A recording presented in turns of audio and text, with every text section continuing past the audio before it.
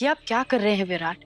मैं समझ सकती हूँ कि आप सभी के बाबा हैं, लेकिन आप प्लीज ये मत भूलिए कि मैं भी सभी की आई हूँ। सभी से जुड़े, उसकी जिंदगी से जुड़े जो भी फैसले लेने होंगे वो हम दोनों को मिल के लेने होंगे, एक दूसरे से बात करके। लेकिन आप हैं कि मुझसे किसी भी चीज के बारे में कुछ पूछ ही नहीं रहे।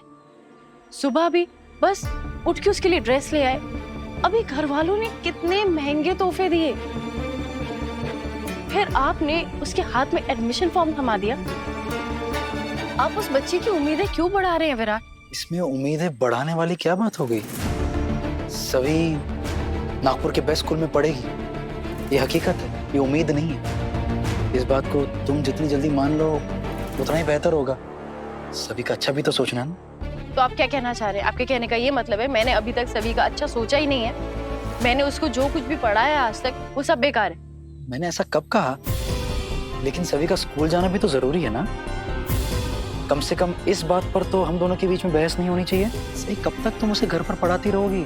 उसे फॉर्मल एजुकेशन की जरूरत है, उसके लिए उसे स्कूल जाना होगा। इसमें ना समझ आने वाली बात क्या है, ये मेरी समझ में नहीं आ रहा है। एजुकेशन हर बच्चे का हक होता है और तुम सभी से हक नहीं छीन सकती हो। देखो, मैं जानता हूँ, समझता हूँ कि तुम्हारी कोई मजबूरियां रही होंगी, तुम्हारी आर्थिक स्थिति जो भी हो, मैं पूछ नहीं रहा हूँ। इसीलिए मैनेज करना मुश्किल रहा होगा, इसीलिए तुमने सोचा भी नहीं होगा इस बारे में। लेकिन अब तुम्हें इस बारे में सोचने की जरूरत नहीं है। सभी की जिंदगी में उसके बाबा आ चुके हैं। उसकी पढ़ाई लिखाई का पूरा ध्यान रखूंगा, पूरा खर्चा उठाऊंगा। आखिर मेरी बेटी के भविष्य की जिम्मेदारी मेरी भी तो है ना। अच्छा, तो आपको लग रहा है कि मैं सभी की होम स्कूलिंग इसलिए करा रही थी क्योंकि मेरे पास सभी के स्कूल फीस पे करने के लिए पैसे नहीं थे, और अब क्योंकि आप हमारी जिंदगी में आ गए तो अब सभी का भविष्य बन जाएगा। मतलब आपको लगता है कि मैंने अपनी बच्ची के भविष्य की कोई तैयारी नहीं की है? प्लीज पर्सनली मत लो इसे। अब मैं पर्सनली मैं नहीं, पर्सनली आप ले रहे हैं विराट। हाँ, क्योंकि मेरे लिए पर्सनल मैटर है, मेरी बेटी के बारे में ही है और मुझे इसे पर्सनल बनाने में कोई दिक्कत नहीं है। मैं मानता हूँ सभी घर पे बहुत अच्छी तरह से पढ़ती लिखती होगी, लेकिन उसे डिग्री कैसे मिलेगी? हमारी बेटी बड़ी हो रही है, उसकी उम्र के बच्चों को स्कूल में जाना बहुत जरूरी है।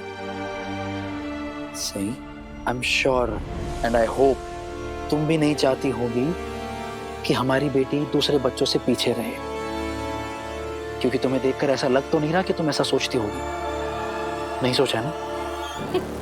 नहीं नहीं नहीं, बिल्कुल नहीं सोचा मैंने इस बारे में। मैंने तो बस अपनी बच्ची पैदा की और छोड़ दी। तो पापा का लाख लाख शुक्र है जो आप हमारी जिंदगी में आ गए। अब सभी का भविष्य एकदम सुधर जाएगा, वरना मैं बेचारी अबला औरत कुछ कहाँ कर पाती है ना। बहुत हो गया तुम्हारे टेढ़े जवाब। 100 बात की एक बात, सभी मेरी भी बेटी है और उसकी जिंदगी के फैसले लेने का हक मेरा भी उतना ही है जितना कि तुम्हारा।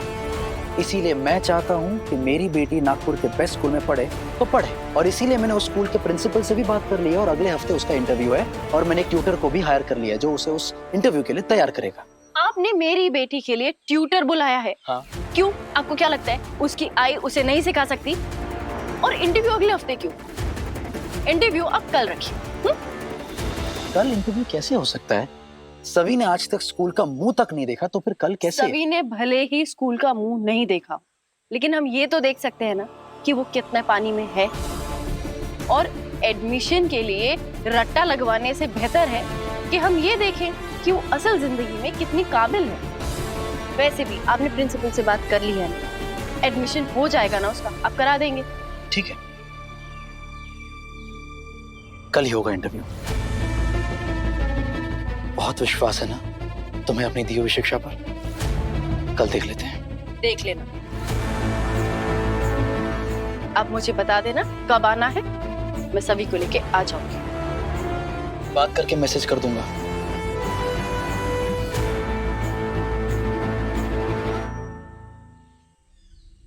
इसलिए मैं नागपुर से चले जाना चाहती थी।